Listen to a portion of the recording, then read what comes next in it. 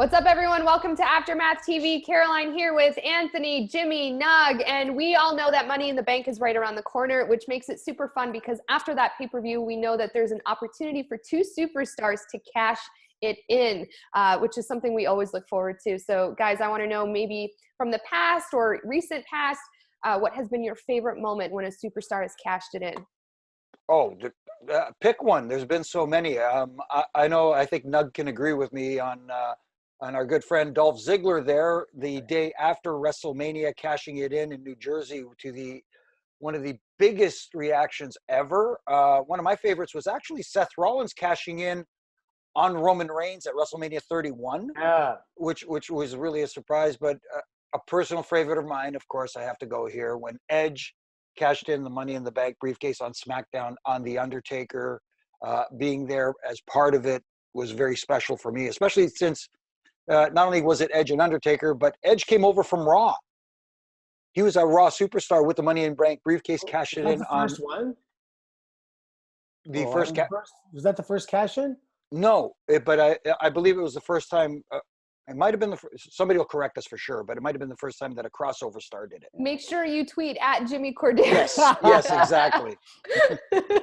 One of my faves, like in addition to Dolph, in addition to Seth cashing in at Mania, and it's hard to believe it was this long ago. 2011 TLC, Daniel Bryan cashing in his briefcase on an unconscious Big Show, especially against where Big Show and Mark Henry were murdering each other as two huge dudes, just huge guys, and they kept making such a big deal about size. And then Big Show goes down on top of a pile of chairs and he's unconscious, and here comes tiny Daniel Bryan, runs in for his first big title win. And that led into the Mania where he got beaten by Sheamus in like 7 seconds. Yeah. And that was the beginning of the Yes movement right there. But 2011 TLC, Daniel Bryan. Forgot about that. And they changed the rules now. You have to be able to stand. Like if someone jumps you in a match, you got to stand up and say, "Can you go? Can you go?" One of the biggest, it actually ended up being one of the biggest disappointments. But initially, Damian Sandow, he failed to cash it in. But he's a very close friend of mine. We've been roommates, different cities, and we rode together. And he didn't tell me, and I'm like, "No way, he's going to win the heavyweight champion!" Like what? And I was actually crushing. But for a split second, because the success rate is so high, so immediately you're like, no way, is this going to happen? And can you name the four that had unsuccessful cash? Oh, is it Baron Corbin? You just said one. Yeah. Damien Sandow. I can't even. Braun. Cena. Oh, yes. And John Cena. Yeah. John Cena. John Cena. You guys mentioned my favorite. It's Seth Rollins at WrestleMania 31. I don't know. I think even for me, what was memorable, obviously that he cashed it in, but even his sprint to the ring, and he like Superman did into the ring. I was like, that's really impressive. I always think that if I tried to do that, I would really mess it up somehow. So I don't know. I thought that was awesome. I thought that at some point Brock Lesnar would have a piece of him, and he prevailed. And it was I was watching Monday Night Raw last night, and then, they still talk about that as it being one of the most memorable cash-ins. So I have to agree with that. It's a good rib. You have to carry that briefcase around until you cash in. Oh, yes, I know. But drag that thing all over the world. No, but the smart guys use it, make it functional. Yeah, that's their carry-on.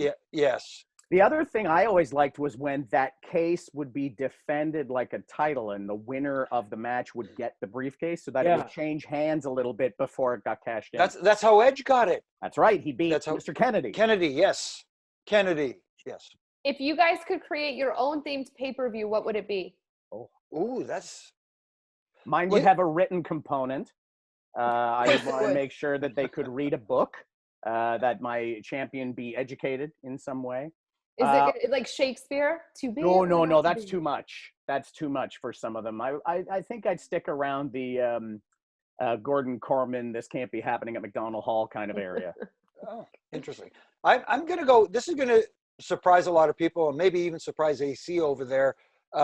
With the way modern wrestling is evolving with the advent of using a lot of high-risk maneuvers, for lack of a better term, I want to see a pay-per-view where every match takes place in a ring with no ropes.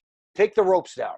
Just leave the ring up, and let's see guys, mano a mano, and forget all this flippity-do stuff, and just let's see you guys go at it. I like that. That's good. There's a thing out there called Bloodsport that does that, and it's growing in popularity.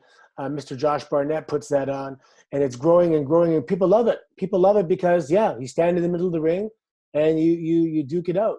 Yeah, just not like frequently, like one time a year. I just want to see it as a completely different from tables, ladders, and chairs. And, what would you call that?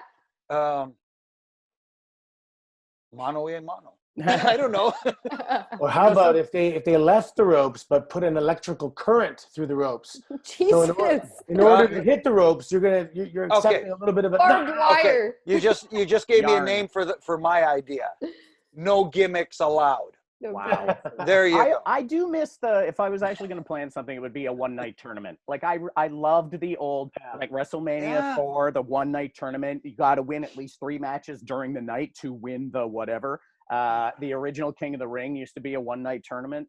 That's the kind of thing I like to see. It's about stamina. It's not a gauntlet match. It's separate matches all in one night.